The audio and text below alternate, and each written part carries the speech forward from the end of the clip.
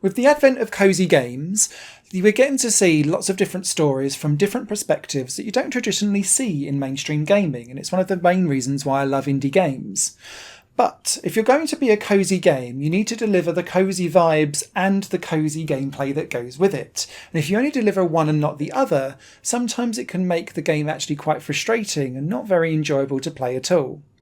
This brings me to today's review, Tell Me Your Story, where you play as Grandma Rose, who's sitting with her granddaughter Amelia, going through her scrapbook collection, regaling of her tales of her youth, how she met her husband, and what she got up to when she went trekking around South America and off into Asia. It's a really interesting life that Grandma Rose has led, but it's going to be told through no words whatsoever. Everything is pictorial, everything is in a gorgeous and colourful artwork style, but this brings me to the cardinal sin of anything that goes for a wordless game design.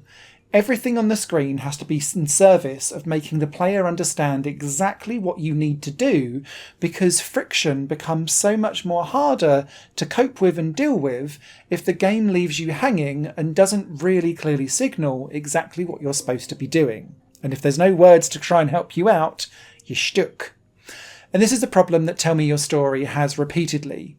The game is quite succinct. I completed it in not too more over an hour and a half, and it's a mixture of lots of different traditional puzzle games. So hidden object games, spot the odd one out, match the colours, match the patterns, match the symbols, rotate things around and connect the dots, some circuitry puzzles, stacking boxes so that the biggest one goes on the bottom and the smallest one on the top.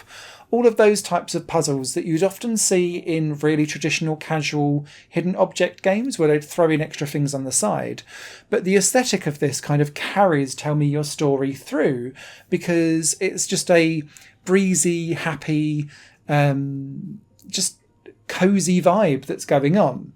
But that's only half the story, pardon the pun. The problem, particularly as you get into the second half of the game, is that some of these puzzles don't really signal what it is that you're supposed to do, or half the puzzle is trying to work out what it is that you're trying to solve. There's some interesting ones where you've got some mirror images of different weeds in the grass, but you're not quite sure if you're supposed to match leaves that are the same, or are you supposed to get rid of the ones that aren't? And because there's no signal of what is right and what is wrong, I spent quite a long time sitting there going, well, what the hell do I do with that? And on to the Steam forums, loads of other people are having the exact same problem. And there are several puzzles where this becomes an issue, where you just don't know what it is you're supposed to be doing. Sometimes by just clicking on things and dragging them around, you'll be able to solve that problem almost by accident and then going, that's what I'm supposed to do. But sometimes I was genuinely sat there thinking, this is supposed to be for a child, and I'm 40, and I still don't understand what I'm supposed to be doing.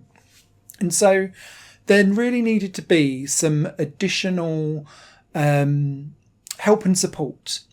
Now, there is a hint system here, but sometimes those hints aren't very helpful either, because there was one in particular where you're trying to work out...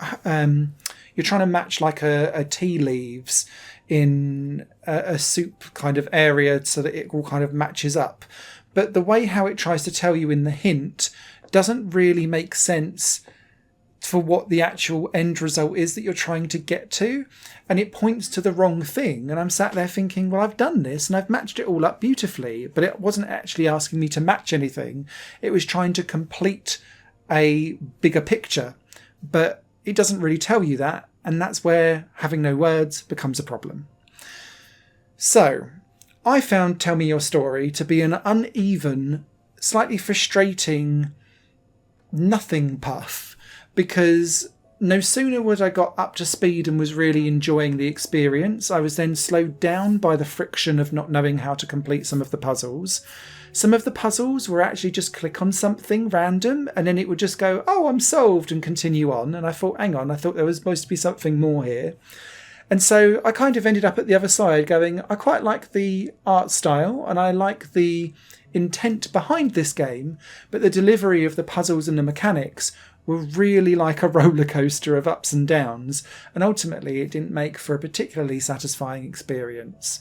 So, for me, Tell Me Your Story was not particularly relaxing or wholesome or a casual, cutesy, cosy vibe, and so it's not high on my recommendation list for those of you that love the cosy games. Higher Plane Games is part of the Higher Plane Network, a completely independent media outlet supported by people like you. The goal is to create the best possible content that cultivates a richer indie scene for games as well as music and entertainment. To find out more and to get involved, visit patreon.com/Higher Network. Your support makes all the difference, and in return you'll gain access to bonus content and downloads. Thank you for watching.